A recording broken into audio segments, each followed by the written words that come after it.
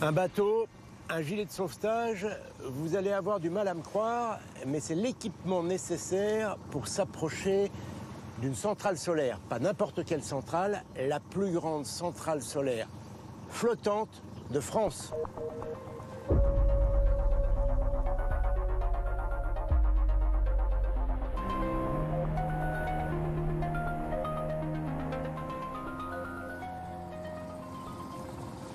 Clémence, en général, ce qu'on reproche aux fermes solaires, c'est l'espace qu'elles occupent qui, souvent, vient concurrencer une autre activité, l'agriculture par exemple. C'est pas ce qui se passe ici.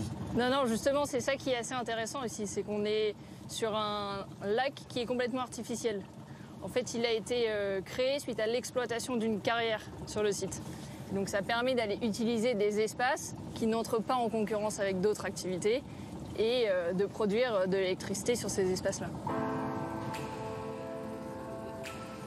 Cette centrale, elle produit quel volume d'électricité? En termes de production par an, on est autour de 32 GWh. C'est l'équivalent de la consommation d'à peu près 5700 foyers.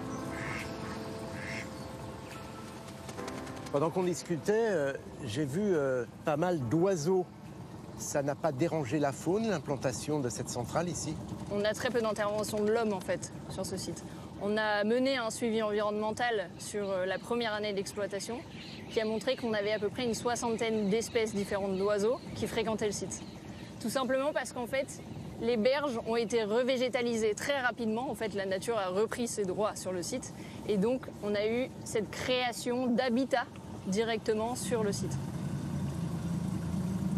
Donc pour accoster, je vais vous laisser vous mettre devant le bateau. Ouais. Ok. Dès que vous pouvez descendre. J'y suis presque, on y est presque. Hop, et voilà. Ouf. Bon, ça tangue un petit peu, hein? On s'y habitue. Oui. Je fais quand même attention où je mets les pieds. Voilà, parce qu'en plus, il y a des trous.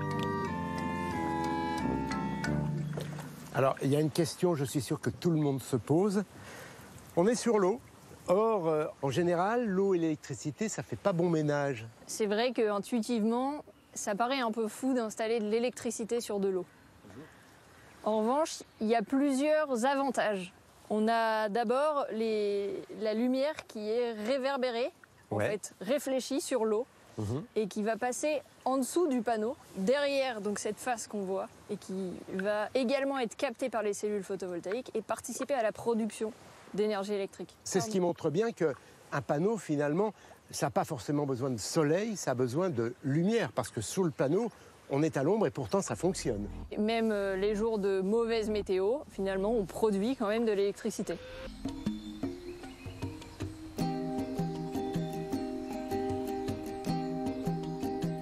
Le pari était loin d'être gagné. D'un côté, la mer. De l'autre, les volcans. Entre les deux, pas beaucoup de place. À La Réunion, la moindre parcelle exploitable est utilisée pour les habitations ou pour l'agriculture. Alors, où trouver de la place pour les panneaux solaires? C'est le casse-tête de Julien Mathieu, qui travaille pour un producteur d'électricité solaire. Il sillonne l'île depuis plus de 10 ans. Les terrains qui restent disponibles sont relativement peu nombreux. Nous sommes finalement en concurrence avec de l'urbanisation, hein. Donc ça a été difficile de convaincre sur nos premiers projets. Coup de chance, en 2016, un agriculteur le contacte. Il a une parcelle en friche, trop exploitée et écrasée par la chaleur. Le sol y est devenu incultivable. C'était intéressant au niveau énergétique. Et on s'est dit, nous, nos panneaux vont ramener de l'ombre. Donc, en plus de notre production d'énergie, pouvoir améliorer la production agricole. En clair, des panneaux solaires qui aident les fruits et légumes à pousser. Ça paraît trop beau pour être vrai. Une jeune agricultrice, Angélique Grimaud, a décidé de relever le défi. On a commencé par faire pas mal d'expérimentation pour voir si ça fonctionnait ou pas.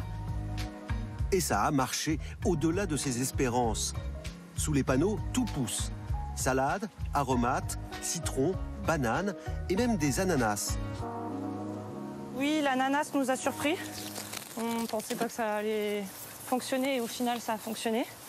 Tout ce qui est légumes feuilles aussi, ça fonctionne bien. On le fait en fonction de la structure, c'est-à-dire qu'on se cale sur les zones ombre-lumière.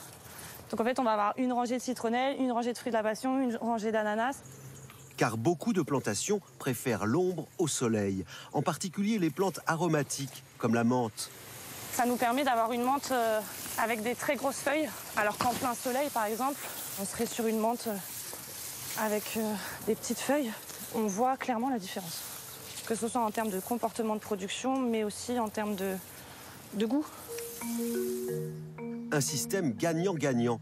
Grâce aux plantations qui dégagent de l'humidité et de la fraîcheur, les panneaux sont protégés des surchauffes. En retour, ils abritent les cultures en cas d'intempéries.